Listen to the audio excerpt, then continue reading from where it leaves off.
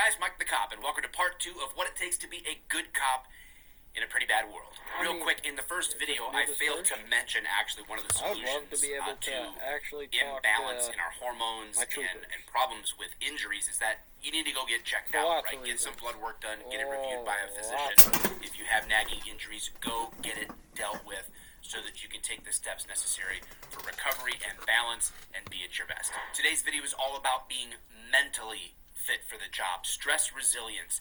Yes, you have to be physically fit, but maybe equally, if not more so important, is to have the mental resolve to do this job well.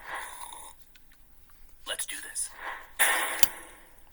No one needs to see cops losing their shit because they're overstressed. Who the f*** you think you are? Well, you know what I'm doing! Honestly, guys, there are good stresses in life. When we hear the word stress, it automatically isn't a negative thing. There's good stresses like, fight or flight. That's a response in us that is good because it can help protect us. You gotta get paid for the sunny days, right? Fear and anxiety when you're gonna propose or when a big event is gonna happen. That's a good thing in your life, and those are technically stresses on your system, but they're not bad stresses. But I do want to talk about the key bad stresses that we see in law enforcement and some solutions to those things to help mitigate them and have a healthy, mentally fit approach to the job. First cause of mental stress in the job is repeated exposure to death and destruction, to just negativity in general. This happens a lot.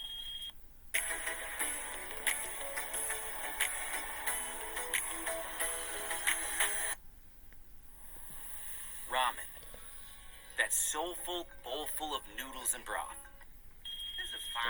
Most people in their lives, when they call the police for death, a major traumatic incident, that may be the only time in their life they're experiencing something like that on that level. But for that officer, that may be the second time that day, that shift, what's that mean, kid? that something like that has happened. And I'm not saying that there aren't other jobs out there. Listen, cops don't have...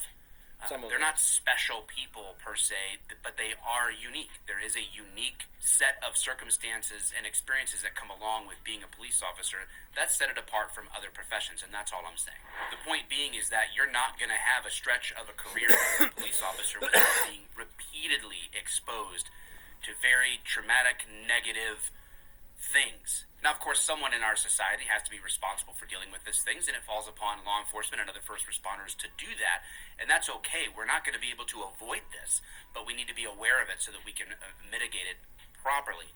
But we can't deny it either. We don't have to get all wishy-washy about it. We don't have to talk about repressed memories and other things to be honest with it. Again, minor bits. Find a population. Death and destruction in negative situations over and over and over again is not ideal for the human experience, and therefore we need to be aware of it. And if we pretend like we're the tough guy who can handle that and never be bothered by it, never be affected by it, that might be relative because it changes.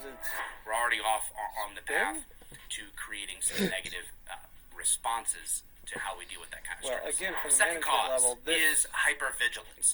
What happens is you have to be constantly aware. You're sort of like always on when you're a police officer. Not blinking either. If, say for example, you're in the military and you are deployed overseas, well, now you're in that period of vigilance while you're on deployment, and obviously there's various degrees of stress there, and I don't have military experience. This is just coming from direct connections with people who have and who have seen combat, and so you have that period of vigilance. Well, when you're in a law enforcement career, I always liken it to this, is your law enforcement career is like one football field, and you're told your career is getting from one end zone to the other, and that there's only one landmine that is definitely going to explode if you step on it, but there's 1,000 that are inert. So just be careful. Good luck. Good luck. The odds of you blowing up are slim, 1 out of 1,000, right? But you're still now going to have to be hyper vigilant because you always have to be ready for the one. This is definitely what they turn into. The reality is that most people have no problem with police officers.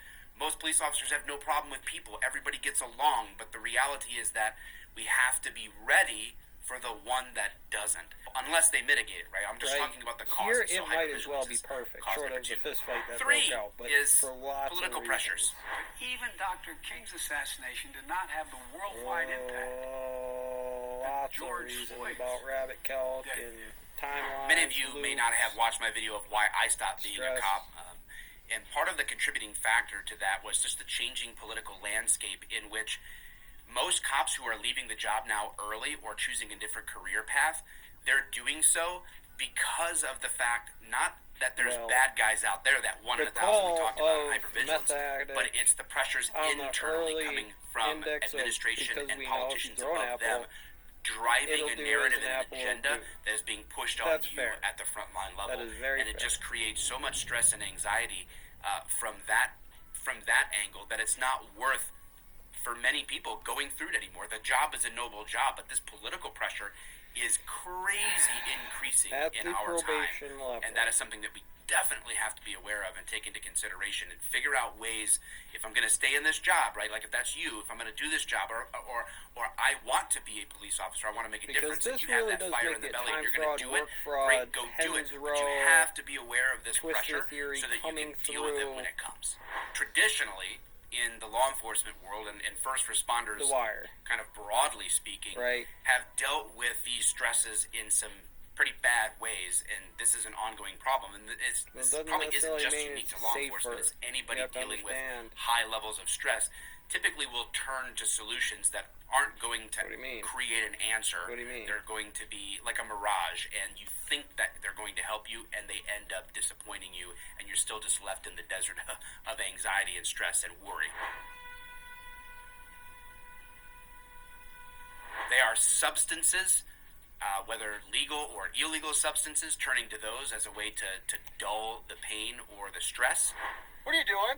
I'm not smoking crack. Don't lie to me. Dual diagnosis about not just they are this check. screwed up relationships. I can getting involved give with a people stoner that tear raise you your down hand, I know. and that become toxic. I know. These But what's relationships important, you think that this person is going to rescue you from your stress, at the, and really at all the they level do of is a number add that's to it. super And critical, lastly, stuff. is Slave to overtime. You think, oh, if I only got the car that I wanted, I'll feel better. If I only got this boat, I would enjoy my weekends more. Like and if we I try ran an to obstacle course alleviate our stress with stuff, and it just here, will always fail on to my deliver. 5-mile 4 years calculus at least before we can sail anymore. of a track, And you could care less. I run in 40 These minutes. are common ways that we deal with it that we need to forget about. That we need to It's say, tough. yeah, that's not helping It's me. tough. And many But of you no are going to matter watch this what, and go, who runs he is this right, kid, he's 100% this is a right. 45-minute I've tried to drive find from Phoenix. satisfaction in these things, This and is it doesn't help. roughly So if those are the bad 45 solutions, minute- and we shouldn't be doing that, what are the good solutions? What are healthy ways to build resilience against stress and be mentally fit for the job? First This good helps solution, you. if we're going to deal You're with the probably constant not barrage sure, of are you? negativity and death and so forth, they don't have that this can done, do create they? Stress and anxiety in us, is we need Well, to have a here's some belief in ideas. something bigger than ourselves. Do We the have one to be that's able you. to have a framework of belief that goes beyond just Do a this paycheck, budget.